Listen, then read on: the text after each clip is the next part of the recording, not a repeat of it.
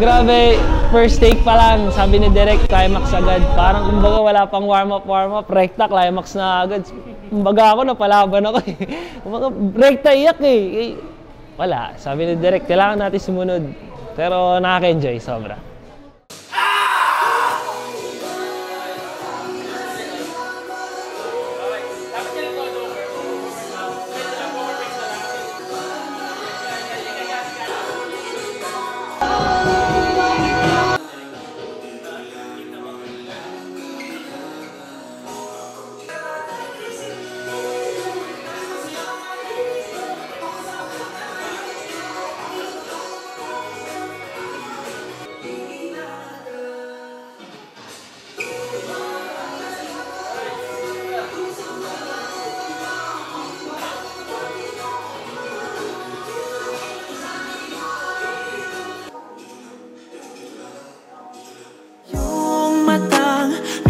Nagpapaga at yung ngiting nakabibighani.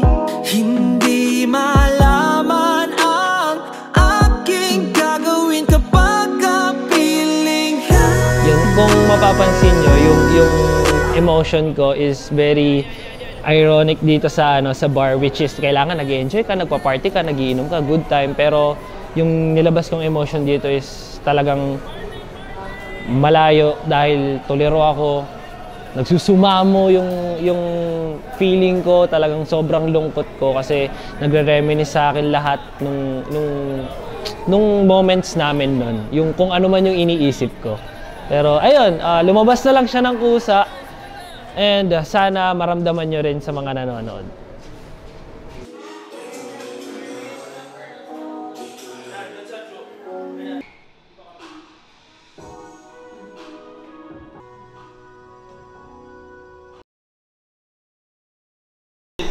Day 200. Itong dalawang ilaw na to.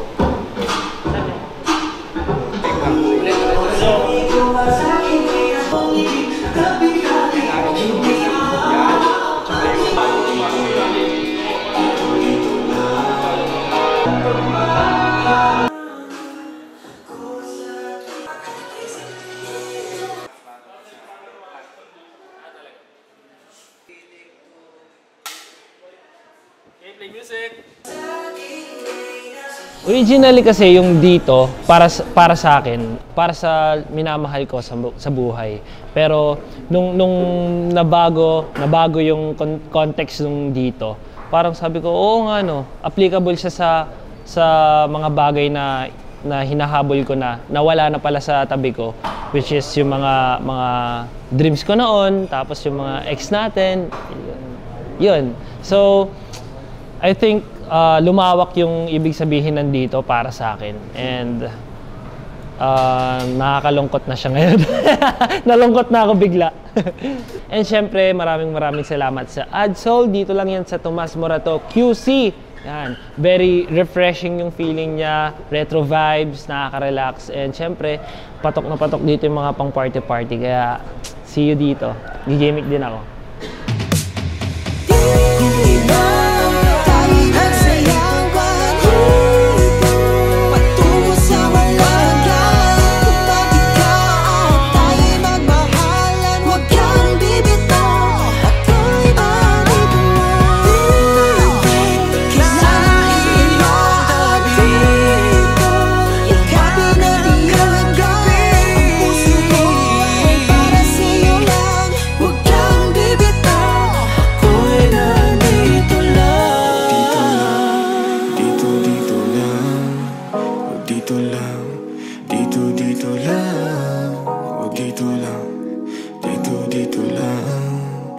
Dito lang